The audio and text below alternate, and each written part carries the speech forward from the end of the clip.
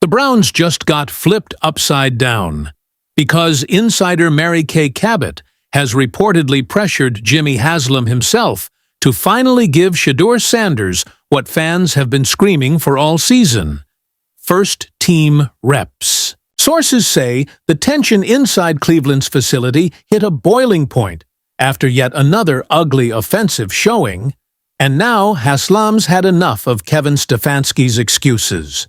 Mary Kay didn't just report the story, she forced the issue. The Browns' front office couldn't ignore it anymore, and Shedeur's about to get his moment. Are in with rookie quarterback Dillon Gabriel. I'm gonna play this video clip and let you guys hear what she had to say, and then I'm gonna give you guys my thoughts as we close this video. Is getting all the first team reps. Shedeur Sanders is not getting any first team reps. That's not abnormal, Mary Kay, just in a normal situation where maybe there isn't a rookie who kind of needs those reps. But in this case, it was just, I don't know, Kevin explained it. You lay it out for us. Well, when Joe Flacco was the starting quarterback, Dillon was getting the normal amount of QB2 reps, which is usually 1 or 2 snaps every drill. It's not a lot, generally. Mary Kay Cabot just dropped a bombshell that has the entire Browns organization scrambling. The Cleveland Browns insider went on record explaining why Shedeur Sanders, the #1 overall pick, is still not getting first-team reps. And honestly, the explanation she gave might have just accidentally exposed the biggest quarterback controversy brewing in Cleveland right now. We're talking about favoritism. We're talking about a head coach on the hot seat making desperate moves. And we're talking about Shedeur Sanders being treated like he's some third-string developmental project when he should be the franchise's golden boy. The question everyone's asking isn't just, why isn't Shedeur starting? It's, what are they so afraid of? Because let me tell you something. When a Browns insider has to go on social media to defend the coaching staff's decisions about your #1 pick, that's not normal. That's damage control. QB2 reps, which is usually 1 or 2 snaps every drill. It's not a lot, generally. But right now, with Dillon needing all the help that he can get, all the time on task that he can possibly get with this young and struggling offense, Shedeur's not getting any. But it set up a little bit of a red flag, because everything does with Shedeur Sanders. I don't think it's anything to be alarmed about. He's getting plenty of reps in other drills. He's getting separate field reps. He's getting after practice reps. And then, of course, he's also going to nearby Baldwin-Wallace University and getting reps on Friday afternoons on his own with some college players. Yeah, Ashley, this just sort of speaks to, like, nothing is normal with Shedeur Sanders. Maybe not his. Look, I'm going to be straight with you guys because this situation is getting ridiculous. Kevin Stefanski just went out there and made another comment about Shedeur Sanders not getting first-team reps, and the internet absolutely exploded. And you know what happened next? Mary Kay Cabot, the Browns insider who literally has her finger on the pulse of everything happening in that organization, felt the need to go on social media and explain the situation. Such of that, you don't need him taking all those reps in practice. His body probably doesn't want him taking all of those reps in practice. So those handful that Dillon Gabriel was getting to, mix things up or give Flacco a little bit of a break or whatever the case may have been, that's more understandable than a rookie QB who's now only started 3 games. You need him to get as many reps as possible. Now, on the injury front, the Browns. So you guys just heard Browns insider Mary Kay further explain why Shedeur Sanders is not receiving first-team reps. And they're trying to say Joe Flacco being a veteran, it changes everything. But still, Shedeur Sanders still wasn't getting first-team reps regardless. If this thing was vice versa, Dillon Gabriel would be receiving first-team reps. There's no way I'm going to believe that it's just going to be Shedeur Sanders and he's going to get all the reps and Dillon Gabriel is just going to sit there like Shedeur Sanders. Let that sink in for a second.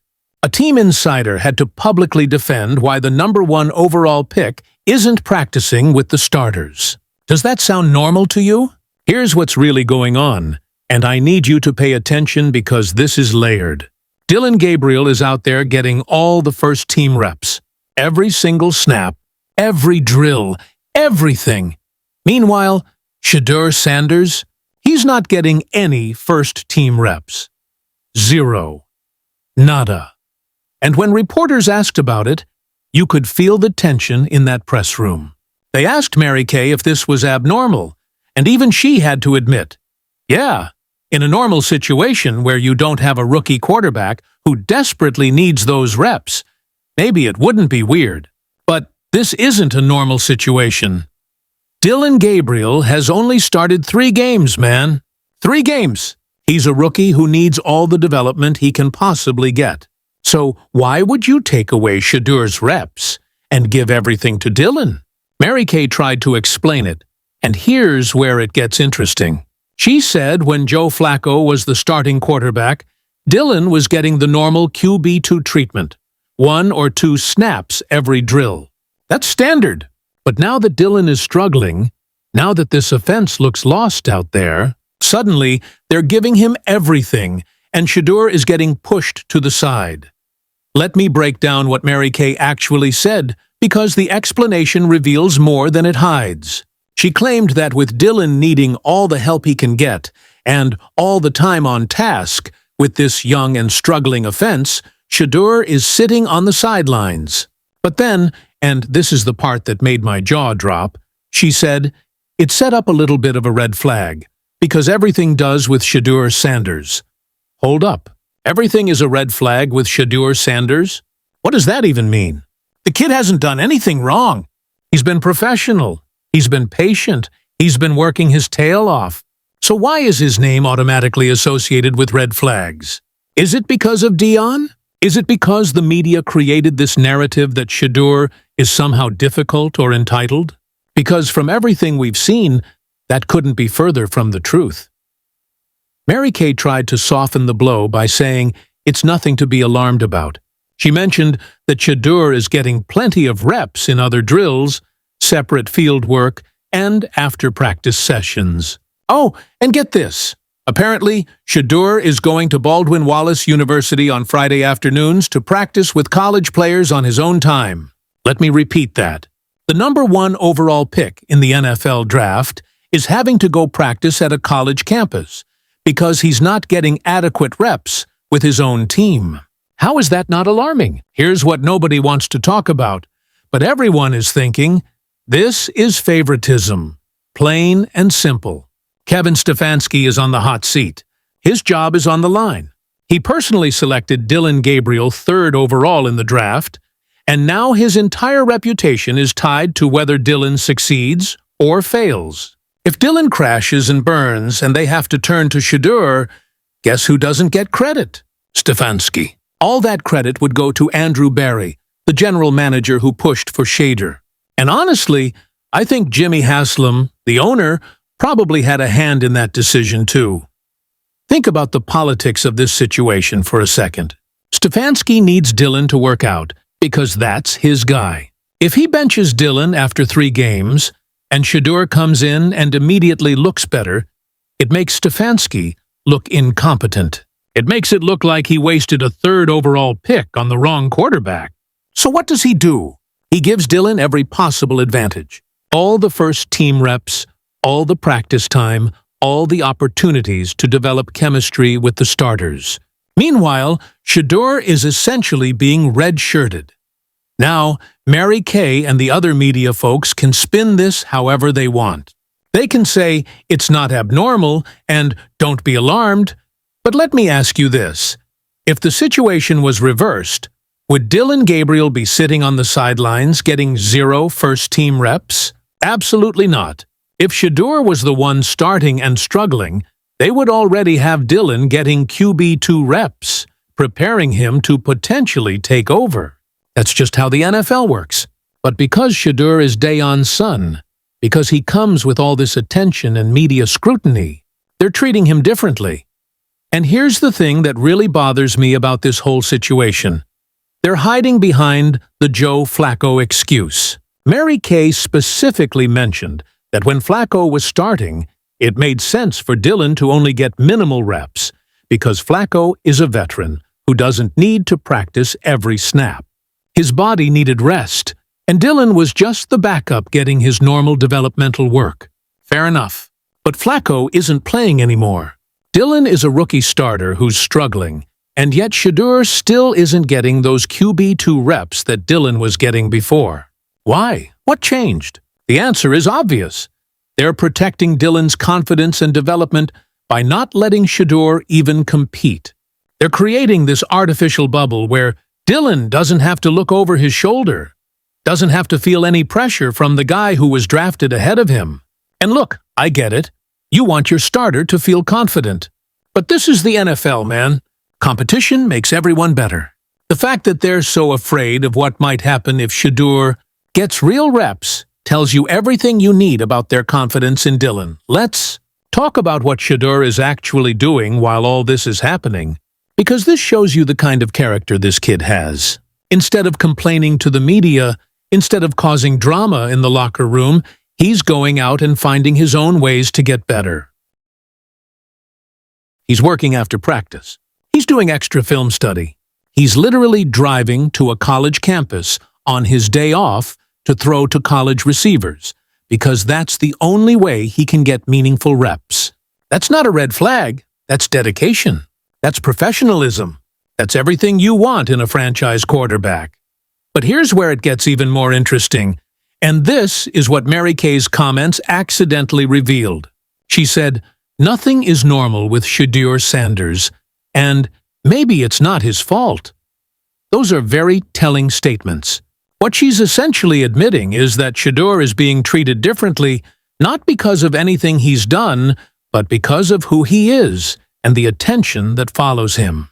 The Browns are so worried about the media circus, so worried about the narratives, that they're making decisions based on optics rather than what's best for the team. Think about it from Shedeur's perspective for a minute. You're the #1 overall pick. You've worked your entire life for this moment. You dominated in college, won awards, proved all the doubters wrong. You get drafted by an organization that tells you you're the future. And then, nothing. You sit and watch Dillon Gabriel, who was drafted 2 spots after you, get every single opportunity while you're relegated to scout teamwork and after-hours sessions at a local college. How frustrating must that be? And yet Shedeur isn't causing problems. He's not demanding a trade. He's not leaking stories to the media about being unhappy. He's doing everything right, and somehow his name is still associated with red flags. It's honestly disrespectful at this point. The kid has shown nothing but class and professionalism since entering the league, but because he's Deion Sanders' son, every single thing about him gets scrutinized and twisted into a potential controversy. Here's what I think is really happening behind the scenes, and this is where it connects to Jimmy Haslam in the front office. I believe there's a power struggle going on in that building. You've got Kevin Stefanski, who's fighting for his job and desperately needs Dillon Gabriel to succeed. Then you've got Andrew Barry and possibly Jimmy Haslam, who see Shedeur as the real franchise quarterback and are frustrated that he's not getting a fair shot. Mary Kay having to come out and explain the situation publicly feels like damage control, like the front office is trying to calm down the growing concern among fans and media about how Shedeur is being handled. The comparison, Mary Kay, made about veterans versus rookies needing reps is also pretty weak when you really examine it. Yes, Joe Flacco doesn't need every practice rep because he's been in the league for over a decade. But the argument falls apart when you consider that even with Flacco starting, Dylan was still getting QB2 reps. Now Dylan is starting, he's struggling, and Shedeur gets nothing. The logic doesn't hold up unless you accept that there's an agenda here to protect Dylan at all costs. And let's be real about Dylan's performance so far. 3 games in, and the offense is described as young and struggling. That's media speak for this isn't working. They're not scoring points. They're not moving the ball efficiently. And Dylan looks overwhelmed out there. Now, I'm not trying to destroy the kid. He's a rookie, and rookie struggles are normal. But when your plan A isn't working, and you have a former Heisman Trophy candidate sitting on the bench, shouldn't you at least give him some first-team reps to see what you've got? Shouldn't you create a legitimate quarterback competition? The Browns are acting like they're afraid of what they might discover if Shedeur gets a real chance. And honestly, from what we've seen in practice reports and preseason action, they probably should be concerned, because all indications are that Shedeur has looked sharp, decisive, and NFL-ready whenever he's gotten the ball. The problem for Stefanski is that if Shedeur looks better in practice with the first team, then what? You can't keep him on the bench at that point. And admitting you were wrong about Dillon after 3 games would be a disaster for a coach already on the hot seat. This is why Mary Kay's explanation, while trying to sound reasonable, actually makes the situation look worse.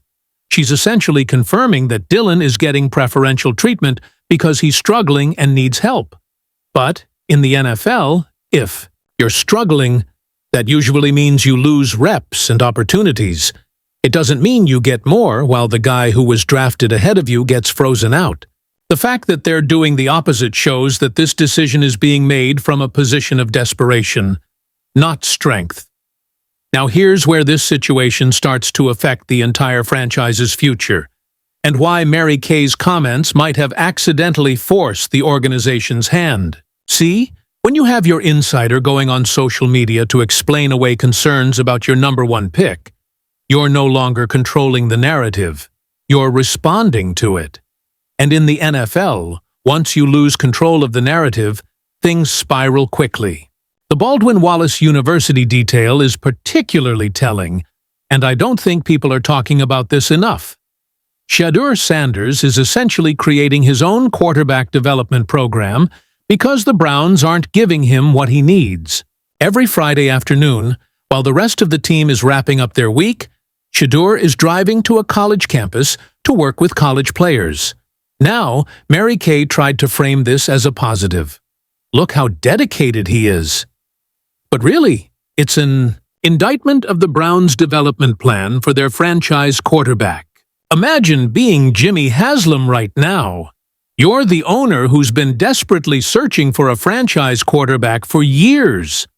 You finally get the chance to draft who many considered the most pro-ready quarterback in the class, and now you're watching him have to practice at a college because your head coach won't give him first-team reps. That's not what you signed up for when you approved that pick. And I genuinely believe that Mary Kay's public explanation wasn't just about managing fan expectations. It was about managing ownership's growing frustration. Here's what makes this whole thing even more complicated. The clock is ticking on everyone involved.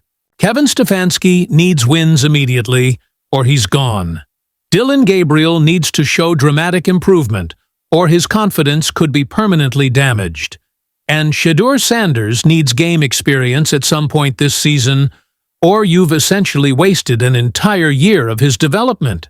Everyone's interests are diverging, and that's when organizations make panic decisions. The favoritism angle that the original analysis mentioned is spot on, but it goes even deeper than just Stefanski protecting his guy. Think about the message this sends to the rest of the locker room.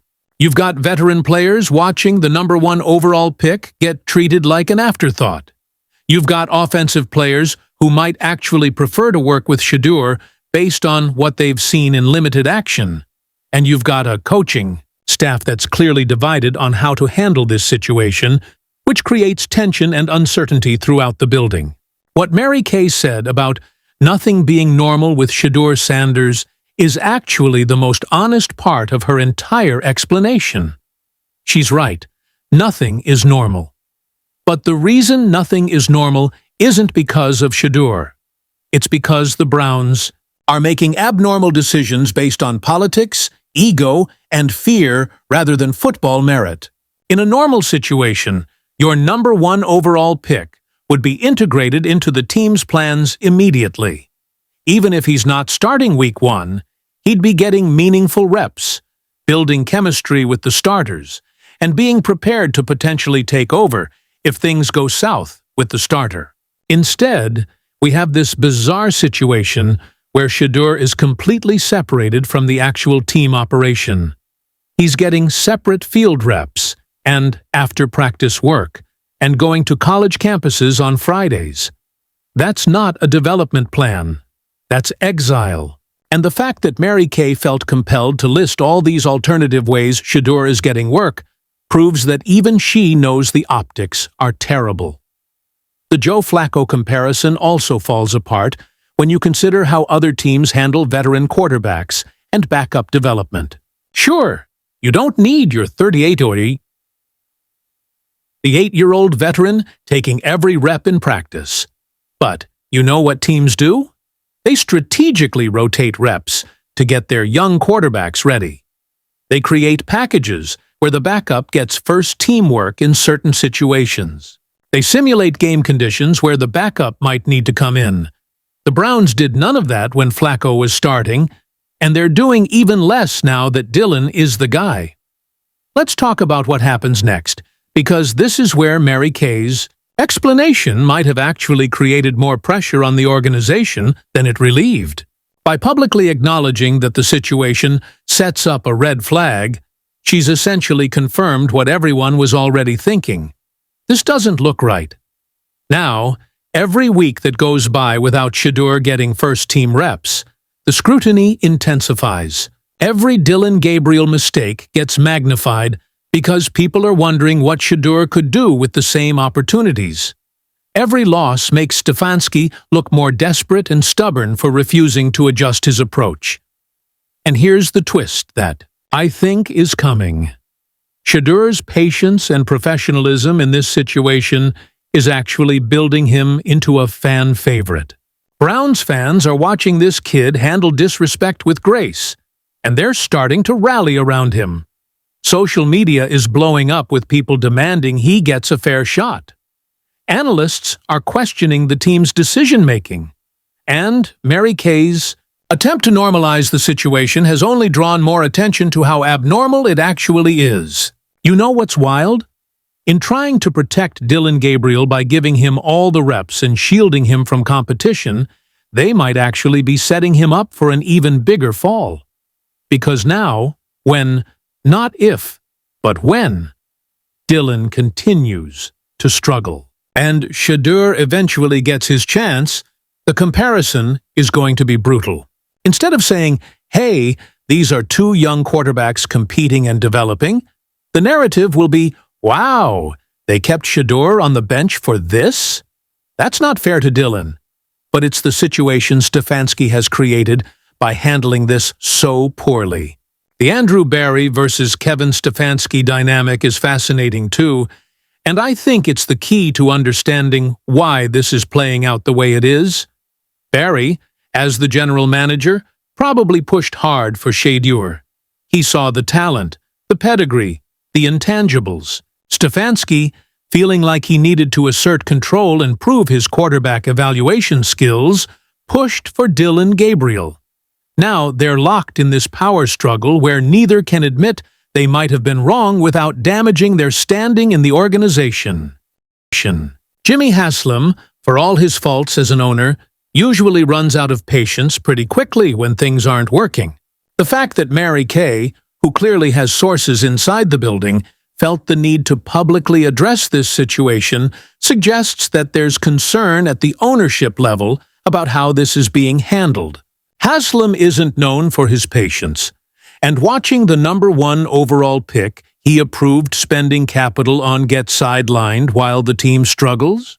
That's not going to sit well for much longer. Here's my prediction, and you can bookmark this. Shedeur Sanders will be the starting quarterback for the Cleveland Browns before the season ends. It's inevitable at this point.